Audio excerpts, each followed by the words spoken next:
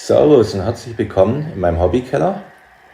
Heute möchte ich euch mitnehmen auf eine Rundfahrt über die gerade fertiggestellte Hauptstrecke auf meiner gerade im Bau befindlichen Modellbahnanlage.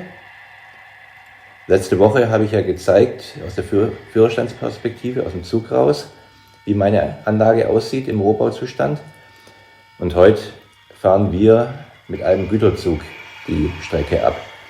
Entschuldigt bitte die teilweise etwas wackelige Kameraführung, weil ich war etwas überfordert oder bin etwas überfordert mit gleichzeitig Filmen. Also ich versuche jetzt die komplette Rundfahrt in einem aufzunehmen, ohne Schnitte, quasi live.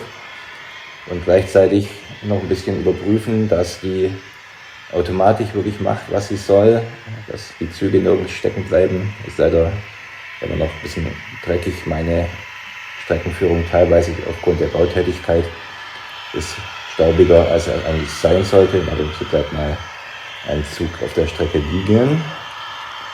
Aber ich nehme euch einfach mal rein und rede nebenher. Also wir sind jetzt ausgefahren aus dem unteren Schattenbahnhof, sind schon vorbei an der TrainSafe betriebenen Adapterabzweigung und auch an der Radreinigungsanlage, sind schon vorbei an dem unteren Schattenbahnhof und fahren jetzt in die untere Wendel ein.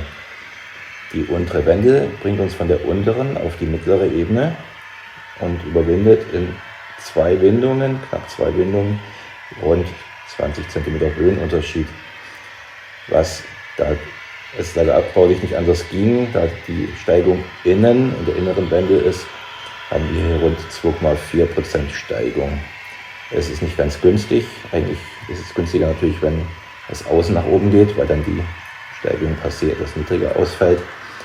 Aber ging es, wie gesagt, nicht anders. Und auf der anderen Seite hoffe ich ja auch, dass ich in 5 bis 10 Jahren diesen Teil, den man hier sieht, wieder abbauen kann und weiterbaue an der Stelle mit weiterer Anlage. So, jetzt haben wir gerade einen TEE gesehen, der uns entgegengekommen ist.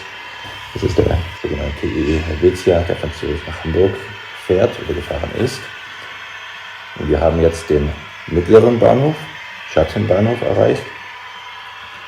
Da ist bei mir Matten, das sind 8 Gleise, da teilweise Züge sequenziell abgestellt werden können in Summe 15 Züge abgestellt werden.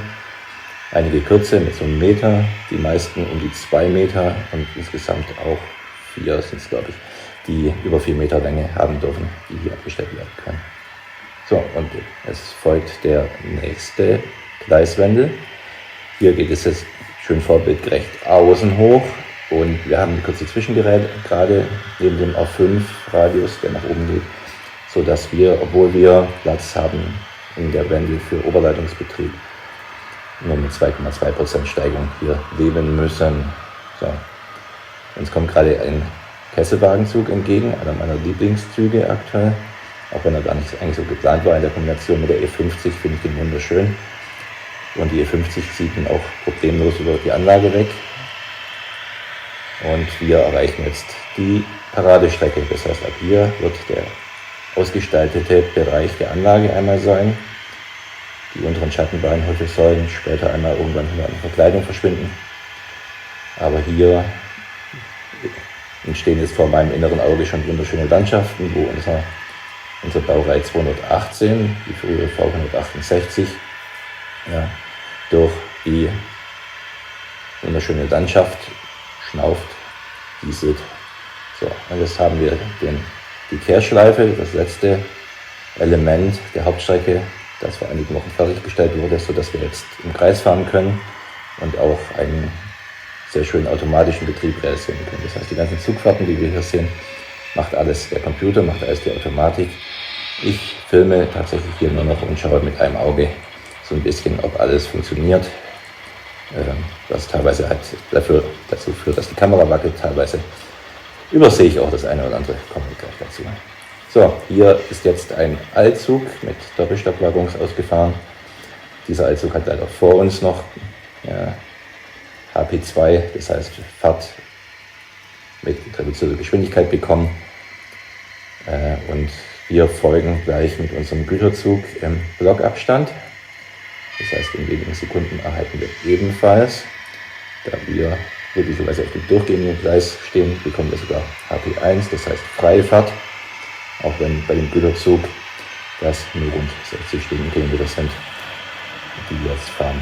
Wieder zurück auf der Paradestrecke, während uns ein Wendezug entgegenkommt, der von einer Baureihe 23 geschoben wird. So, im Hintergrund sehen wir schon den wunderschönen Bahnhof. Ursprünglich heißt der Bonder vom Hersteller von MBZ, ein Lasercut-Bausatz. Werde ich in den nächsten Wochen auch zeigen, wie der entstanden ist, weil ich das sehr spannend finde, so ein Lasercut-Bausatz. Das war für mich der erste größere, den ich hergestellt habe oder zusammengebaut habe. Und unterscheidet sich doch vom Kunststoffbausatz deutlich. So, bereits wieder in der oberen Wendel, während ich rede und rede. Jetzt geht es nach unten.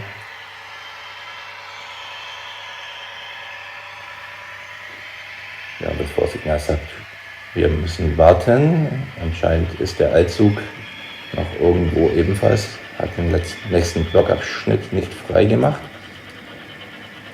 Wir sehen jetzt den Nahgüterzug, der uns entgegenkommt, gezogen von einer Baureihe 58 müsste das sein. Ja, Baureihe 58, der hier einige Güterwaggons nach oben wuchtet. So, wir haben wieder freie Fahrt. Es geht weiter durch die mittlere Ebene.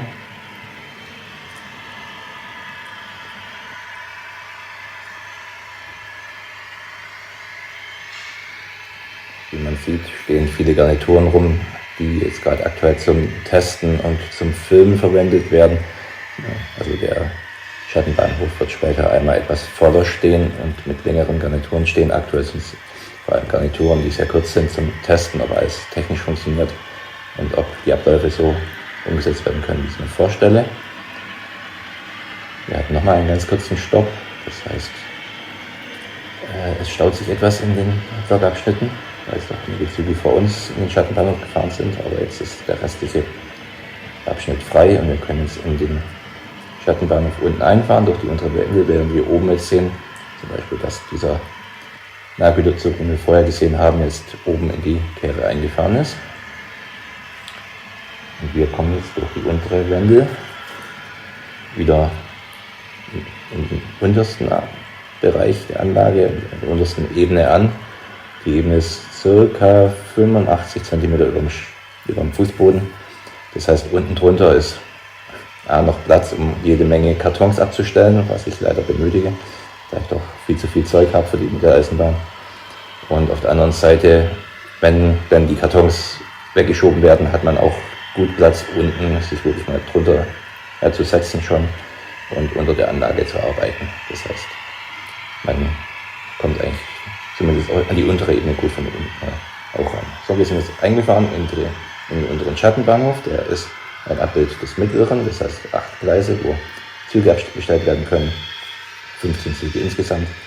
In Summe ist der etwas länger, 20 cm, das heißt, die Züge können auch fast 4,30 Meter, 40 lang sein in dem Schattenbahnhof. So, und jetzt sieht man auch das, was ich vorher schon angesprochen habe. Die E94 hätte eigentlich ausfahren sollen und hat sich nach wenigen Zentimetern überlegt, ich bleibe doch lieber im Schattenbahnhof stehen und steht jetzt hier mitten im weichen Feld der Ausfahrgruppe. Aber es ist nichts passiert, weil der letzte Zug, der uns eigentlich hätte begegnen sollen, ist uns jetzt nicht begegnet. Danke für euren Besuch und wir sehen uns demnächst. So long. Ciao.